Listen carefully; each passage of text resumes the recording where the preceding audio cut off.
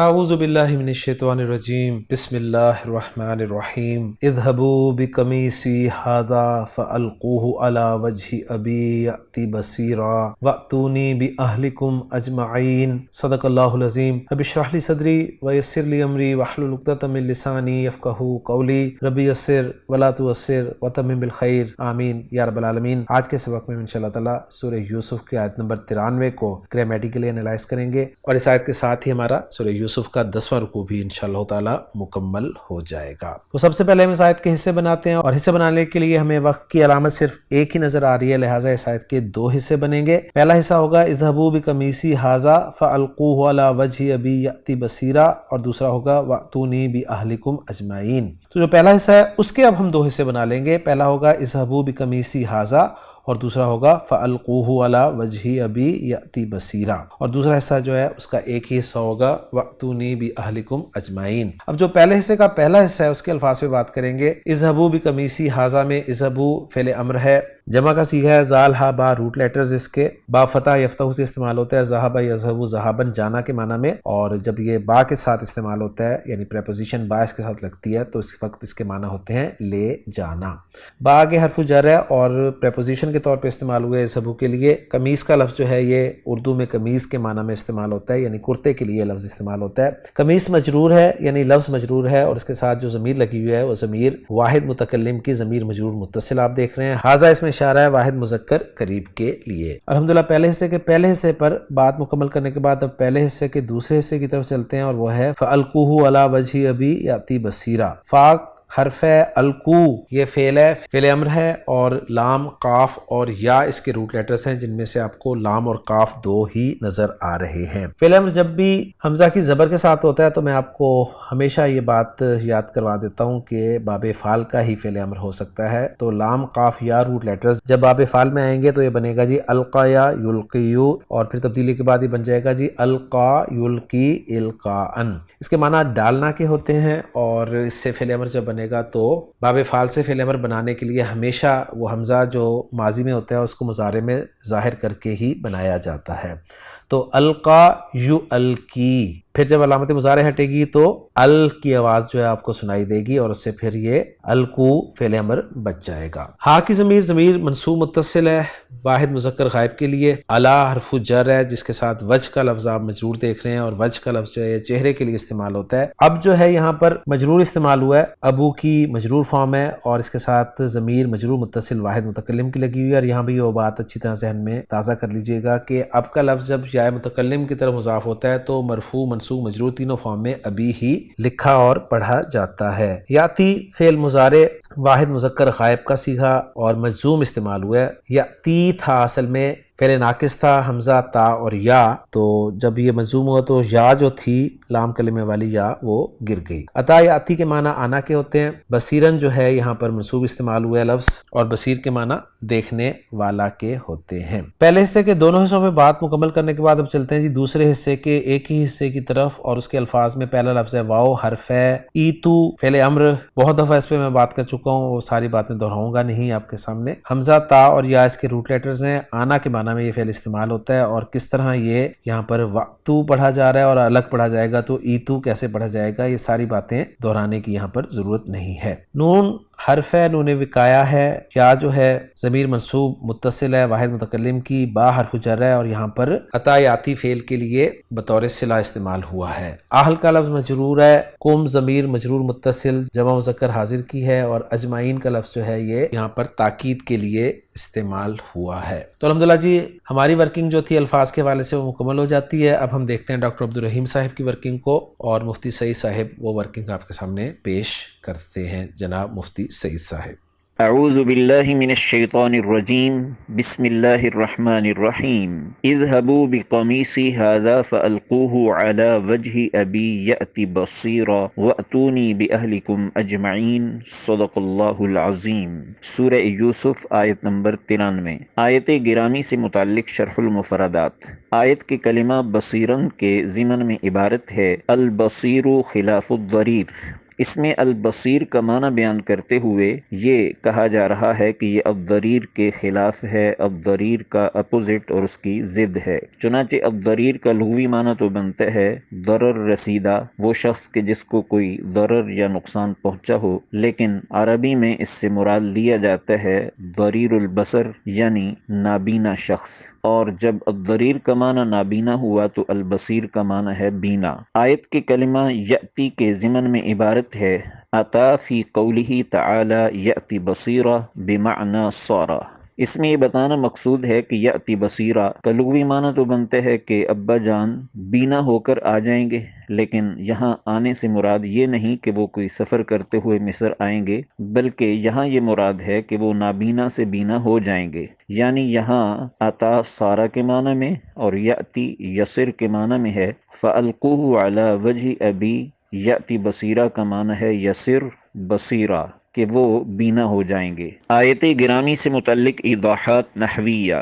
آیت کے جملہ اذهبوا بقمیصی ھذا کے ضمن میں عبارت ہے ھذا نعت لقمیصی اذ التقدیر قمیص المشار الیہ، یکون اسم الاشارة نعتا بعد العلم وبعد المضاف الیہ، نحو من محمد ھذا من آمنة ھذہ، اتعرف بلالا ذاک، ارنی قلمک ھذا، بکم ساعتک ھذہ، ابنائی ھؤلاء یدرسون بالجامعہ، وفی التنزیل اذهب بکتابی ھذا۔ اس عبارت میں یہ بتانا مقصود ہے کہ اذهبوا بقمیصی ھذا میں قمیصی مضاف مضاف الیہ مل کر موصوف و منعوت ہے اور ھذا اس کی صفت و نعت ہے، اور تقدیر عبارت ہوگی قمیص المشار الیہ، یعنی میری یہ قمیص جس کی طرف اشارہ کیا جا رہا ہے یہ لے جاؤ۔ اور یہ تفصیل بتائی جا رہی ہے کہ اس میں اشارہ علم اور مرکب اضافی کی نعت و صفت بن کر آتا رہتا ہے۔ چنانچہ تین مثالیں وہ ذکر کی جا رہی ہیں کہ جن میں اس میں اشارہ علم کی صفت بن رہا ہے، اور تین مثالیں وہ کہ جن میں اس میں اشارہ مرکب اضافی کی صفت بن کر آ رہا ہے۔ پہلی تین مثالیں ہیں من محمد ھذا کہ یہ محمد کون ہے، محمد موصوف، ھذا اس کی صفت۔ من آمنۃ ھذہ یہ آمنہ کون ہے، آمنہ موصوف و منعوت اور ھذہ اس کی صفت و نعت۔ اتعریف بلالا ذاک کیا تم اس بلال کو جانتے ہو، بلالا موصوف و منعوت اور ذاک اس کی صفت و نعت۔ دوسری تین مثالیں یہ ہیں ارینی قلمک ھذا مجھے دکھاؤ اپنا یہ قلم، تو اس میں قلم کا مرکب اضافی موصوف و منعوت ہے اور ھذا اس کی صفت و نعت ہے۔ بکم ساعتک ھذہ ساعتک کا مرکب اضافی موصوف و منعوت ہے اور ھذہ اس کی صفت و نعت ہے۔ ابنائی ھؤلاء یدرسون بالجامعہ میرے یہ بیٹے یونیورسٹی میں پڑھتے ہیں، ابنائی مرکب اضافی موصوف و منعوت اور ھؤلاء اس کی صفت و نعت۔ یہ مختلف مثالیں دی گئی ہیں جن میں کہیں موصوف و صفت مرفوع شکل میں ہیں، کہیں منصوب شکل میں، پھر اسماء اشارہ واحد اور جمع مذکر مؤنث مختلف قسم کے لائے گئے ہیں۔ قرآن پاک سے مثال پیش کی جا رہی ہے اذهب بکتابی ھذا کہ حضرت سلیمان علیہ السلام نے اپنا خط ہدہد کو دیتے ہوئے ارشاد فرمایا تھا کہ میرا یہ خط لے جا۔ آیت کے جملہ یأتی بصیرن کے ضمن میں عبارت ہے یأتی فعل مضارع مجزوم بالطلب وعلامت جزمہ حذف لامہ۔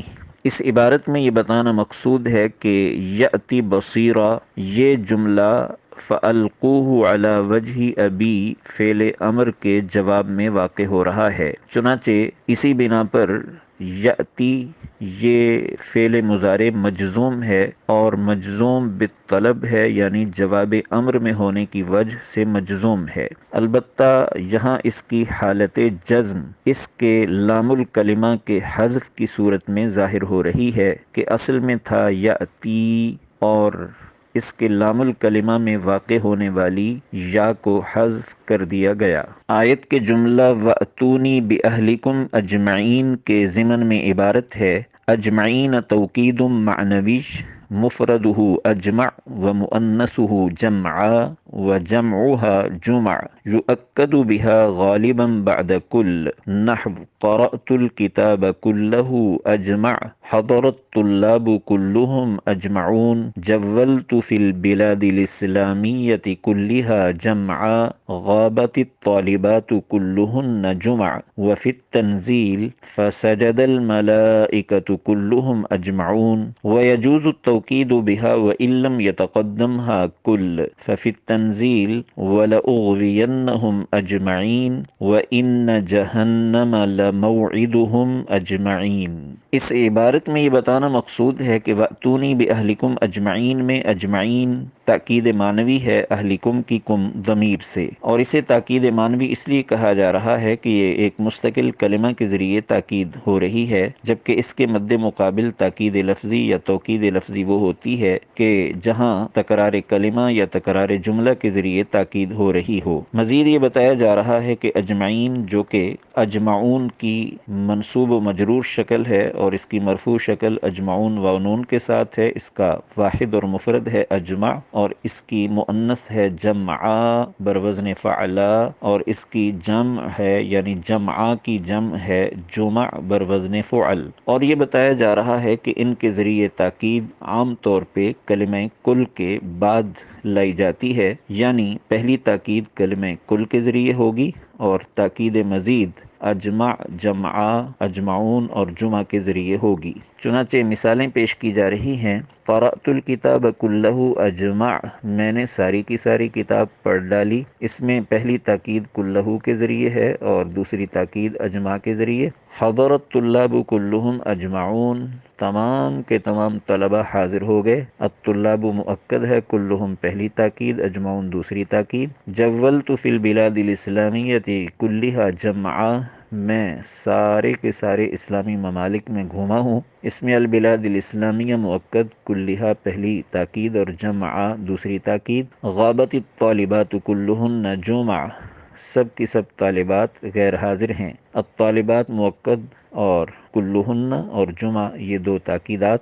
ان مثالوں سے یہ بھی نمایاں ہو رہا ہے کہ کلمہ کل کے ذریعے جو تاکید ہوگی تو کل کے ساتھ ضمیر بھی استعمال ہوگی، اور وہ ضمیر مؤکد کے مطابق ہوگی۔ مؤکد مذکر ہے تو ضمیر بھی مذکر، اور مؤکد مؤنث تو ضمیر بھی مؤنث، مؤکد واحد تو ضمیر بھی واحد، مؤکد جمع تو ضمیر بھی جمع ہوگی۔ قرآن حکیم سے مثال پیش کی جا رہی ہے، فَسَجَدَ الْمَلَائِكَةُ كُلُّهُمْ أَجْمَعُونَ، کہ تمام کے تمام فرشتوں نے سجدہ کیا۔ اس میں الملائکہ مؤکد ہے، کلہم پہلی تاکید ہے، اجمعون دوسری تاکید۔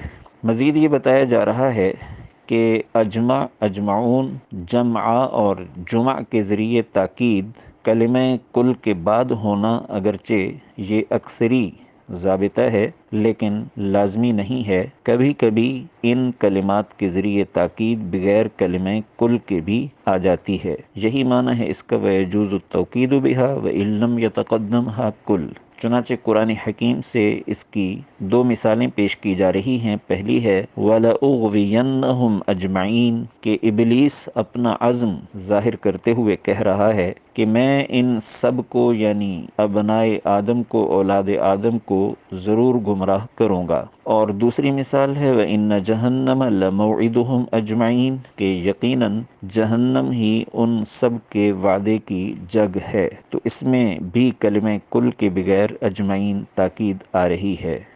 مفتی سعید صاحب کی زبانی آیت نمبر 93 کی ورکنگ ڈاکٹر عبدالرحیم صاحب نے جو تیار کی تھی آپ کے لیے، اس کو سننے کے بعد اب ہم چلتے ہیں ان جملوں کے اعراب کی طرف۔ تو جو پہلا جملہ ہم نے بنایا تھا اذهبوا بقمیصی ھذا، اس کو انالائز کریں گے تو اذهبوا فعل بفاعل ہے، واو ضمیر مرفوع متصل اس کا فاعل ہے، با حرف جر ہے، قمیص مجرور ہے اور ساتھ ہی مضاف بھی ہے، یا متکلم جو ہے یہ مضاف الیہ ہے اور پھر مضاف اپنے مضاف الیہ سے مل کر موصوف بن رہا ہے، جس کی پھر صفت جو ہے وہ ھذا آگے آ رہی ہے۔ پھر موصوف اپنی صفت سے مل کے مجرور ہوا با حرف جر کے لیے، اور با حرف جر اپنے مجرور سے مل کے متعلق ہو گیا اذهبوا فعل کے، اور اذهبوا فعل اپنے فاعل اپنے متعلق سے مل کر جملہ فعلیہ بن گیا۔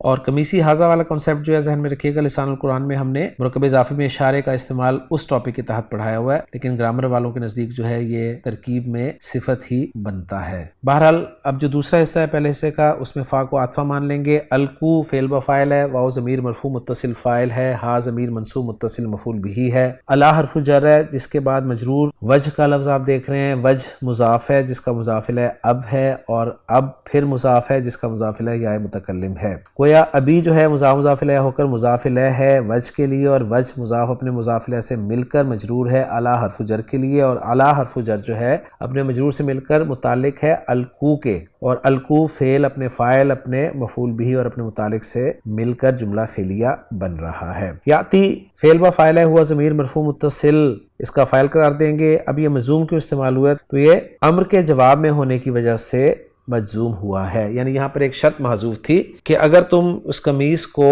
میرے والد کے چہرے پر ڈال دو گے تو یاتی بصیرا، بصیرن جو ہے یہ حال کے طور پر یہاں پر استعمال ہوا ہے، اور اس کا ذوالحال جو ہے وہ یاتی کے اندر جو ہوا کی ضمیر ہے وہ ہے۔ پھر یاتی فعل اپنے فاعل سے مل کر جملہ فعلیہ ہو جائے گا۔ بصیرن کو الگ سے اب ہم انالائز اس لیے نہیں کریں گے کہ اسے ہم نے ہوا ضمیر جو فاعل ہے اس کے لیے حال قرار دے دیا، یعنی ذوالحال اپنے حال سے مل کر فاعل بن جائے گا یاتی فعل کے لیے۔ امید ہے کہ بات آپ کو سمجھ میں آگئی ہوگی۔ اب جو آخری جملہ ہے اس آیت کا وہ ہے وَأْتُونِي بِأَهْلِكُمْ اجمعین، اس میں واو کو ہم عاطفہ مان لیتے ہیں، ایتو فعل با فاعل ہے، واو ضمیر مرفوع متصل فاعل ہو جائے گا، نون وقایا ہے، یا جو ہے ضمیر منصوب متصل مفعول بھی ہو جائے گی، اور با حرف جر ہے جس کا مجرور اہل ہے، اہل مضاف ہے جس کا مضاف الیہ کم ضمیر مجرور متصل ہے، مضاف الیہ مل کر یہ مجرور ہوا با حرف جر کے لیے، اور با حرف جر اپنے مجرور سے مل کے متعلق ہو گیا ایتو فعل کے۔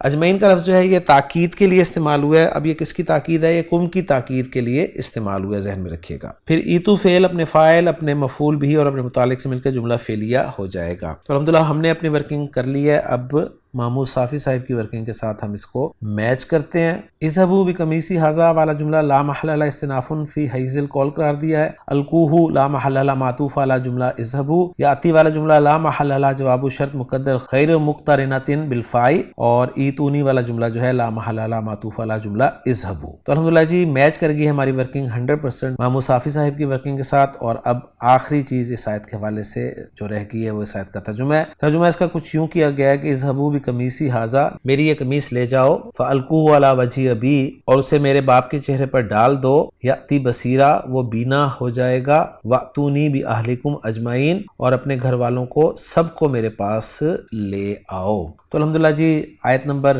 93 کے ساتھ سورہ یوسف کا 10واں رکوع بھی ہمارا مکمل ہو جاتا ہے۔ انشاءاللہ تعالی اگلے لیکچر میں نئے رکوع اور نئی آیت کے ساتھ آپ سے ملاقات ہوگی۔ سبحانک اللہم و بحمدک، اشہد ان لا الہ الا انت، استغفرک و اتوب الیک۔